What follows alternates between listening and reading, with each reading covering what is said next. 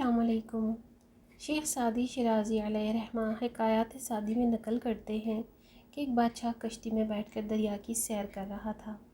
کچھ درباری اور چند غلام بھی اس کے ساتھ تھے۔ ان میں ایک غلام ایسا تھا جو پہلے کبھی کشتی میں نہیں بیٹھا تھا، اس لیے وہ بہت خوف زدہ تھا اور ڈوب جانے کے خوف سے رو رہا تھا۔ بادشاہ کو اس کا اس طرح رونا اور خوف زدہ ہونا بہت ناگوار گزر رہا تھا، لیکن غلام پر منع کرنے اور ڈانٹنے ڈپٹنے کا بالکل اثر نہ ہوتا تھا۔ کشتی میں ایک جہاں دیدہ اور دانا شخص بھی سوار تھا۔ اس نے غلام کی یہ حالت دیکھی تو بادشاہ سے کہا کہ اگر حضور اجازت دیں تو یہ خادم اس خوف زدہ غلام کا ڈر دور کر سکتا ہے۔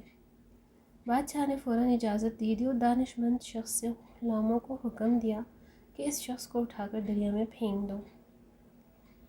غلاموں نے حکم کی تعمیل کی اور رونے والے غلام کو اٹھا کر دریا کے اندر پھینک دیا۔ جب وہ 3-4 غوطے کھا چکا تو دانا شخص نے غلاموں سے کہا کہ اب اسے دریا سے نکال کر کشتی میں سوار کر لو۔ چنانچہ غلاموں نے اس کے سر کے بال پکڑ کر کشتی میں گھسیٹ لیا، اور وہ غلام جو ذرا دیر پہلے ڈوب جانے کے خوف سے بری طرح رو رہا تھا بالکل خاموش اور پرسکون ہو کر ایک طرف بیٹھ گیا۔ بادشاہ نے حیران ہو کر سوال کیا کہ آخر اس بات میں کیا بھلائی تھی کہ تم نے ایک ڈرے ہوئے شخص کو دریا میں پھینکوا دیا تھا، اور مزید حیرت کی بات یہ ہے کہ اب یہ خاموش بھی ہو گیا ہے۔ دانا شخص نے جواب دیا، حضور والا، اصل بات یہ تھی کہ اس نے کبھی دریا میں غوطے کھانے کی تکلیف نہیں اٹھائی تھی، اس طرح اس کے دل میں اس آرام کی کوئی قدر نہ تھی جو اسے کشتی کے اندر حاصل تھا۔ اب ان دونوں کی حقیقت اس پر روشن ہو گئی، اس لیے یہ خاموش ہو گیا۔